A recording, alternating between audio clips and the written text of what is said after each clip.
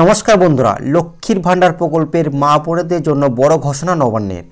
December মাসে টাকা দেওয়া নিয়ে একাধিক নির্দেশিকা জারি করল পশ্চিমবঙ্গ সরকার।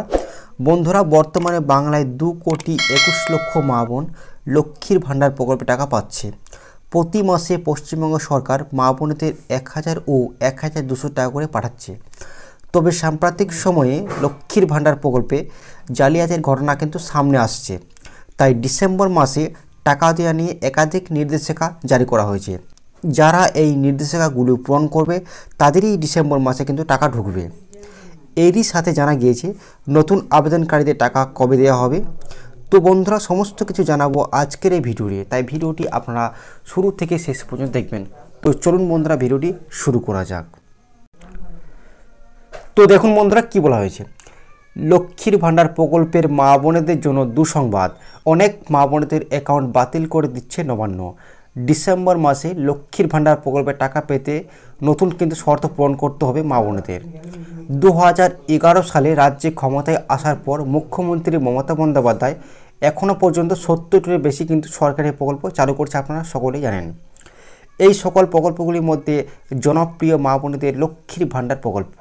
লক্ষ্মীর ভাণ্ডার প্রকল্পে প্রতি মাসে জেনারেল ঘরের মা বোনেদের 1,000 টাকা ও তপশিলি জাতি উপজাতি ঘরের মা বোনেদের 1,200 টাকা করে কিন্তু দেওয়া হয়। ডিসেম্বর মাসে কয়েক লক্ষ মা বোন লক্ষ্মীর ভাণ্ডার প্রকল্পের টাকা পাবেন না।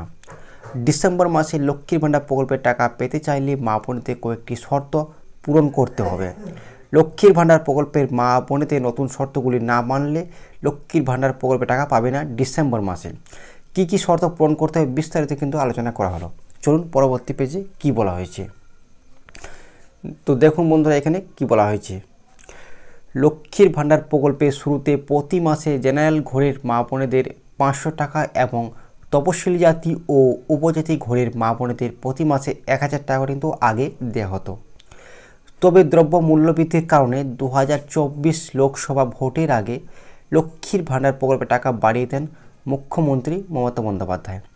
বর্তমানে লক্ষ্মীর ভাণ্ডার প্রকল্পের মা বোনেদের 1,000 ও 1,200 টাকা করে দেওয়া হচ্ছে।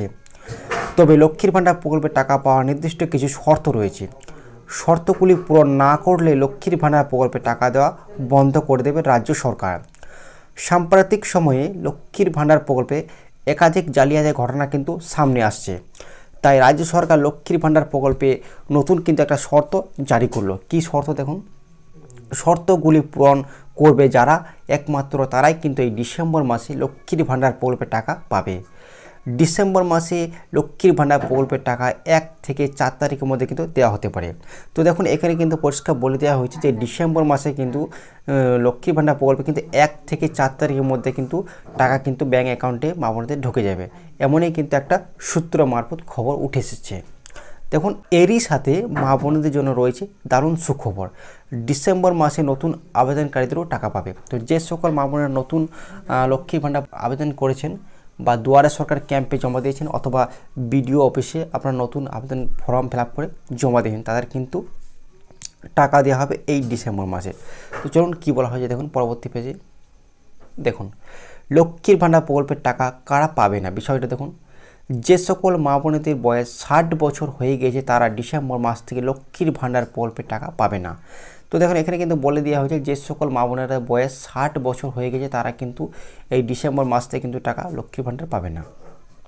2 নম্বরে দেখুন, লক্ষ্মীর ভাণ্ডার প্রকল্পে যে সকল আবেদনকারী ভুয়ো ডকুমেন্ট জমা দিয়ে এখনও পর্যন্ত লক্ষ্মীর ভাণ্ডার প্রকল্পের সুবিধা প্রতি মাসে পাচ্ছেন তাদের টাকা দেওয়া বন্ধ করা হবে।